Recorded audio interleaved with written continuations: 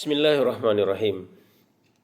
Kehidupan ini bukan tentang seberapa tinggi kita membangun relasi vertikal dengan Sang Khalik saja, tapi juga seberapa dalam kita menjalin hubungan horizontal dengan sesama makhluk. Itulah interpersonal spirituality, ibadah yang terwujud dalam kebaikan antar manusia. Rasulullah SAW bersabda, orang yang paling dicintai Allah adalah yang paling bermanfaat bagi sesama manusia. Hadis riwayat Tabrani. Logikanya sederhana. Kalau kita ingin dicintai Allah, jangan hanya sibuk dengan sejadah. Sibuklah juga menebar manfaat.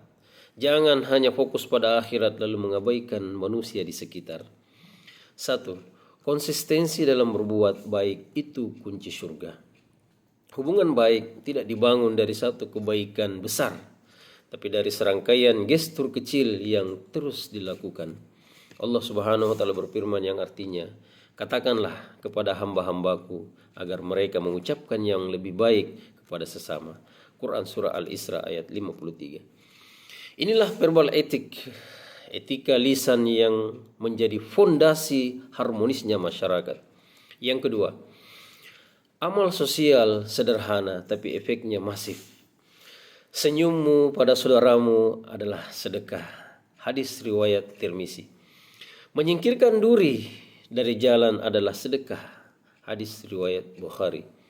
Memberi air kepada hewan pun bisa mengantar ke surga. Hadis riwayat Muslim. Ini bukan sekadar hadis. Ini adalah model komunikasi sosial Islami, bahwa kebaikan itu tidak harus spektakuler. Ia cukup terus menerus dan tulus. Yang ketiga, membangun emotional intelligence dalam akhlak. Islam mengajarkan akhlak bukan hanya untuk menciptakan kesan baik, tapi untuk membentuk emotional resonance, yaitu keterhubungan hati dengan sesama. Rasulullah adalah teladan itu. Wajahnya teduh, ucapannya santun, lisannya jujur. Bahkan musuhnya pun menyebutnya Al-Amin. Yang keempat, menjaga silaturahmi adalah investasi spiritual. Allah Subhanahu wa taala berfirman yang artinya, dan bertakwalah kepada Allah yang dengan namanya kamu saling meminta, dan peliharalah hubungan silaturahim. Quran surah Nisa ayat 1. Silaturahim adalah spiritual networking, jembatan rezeki dan umur panjang. Rasulullah Shallallahu Alaihi Wasallam bersabda, siapa yang ingin diluaskan rezekinya dan dipanjangkan umurnya, maka sambunglah silaturahmi.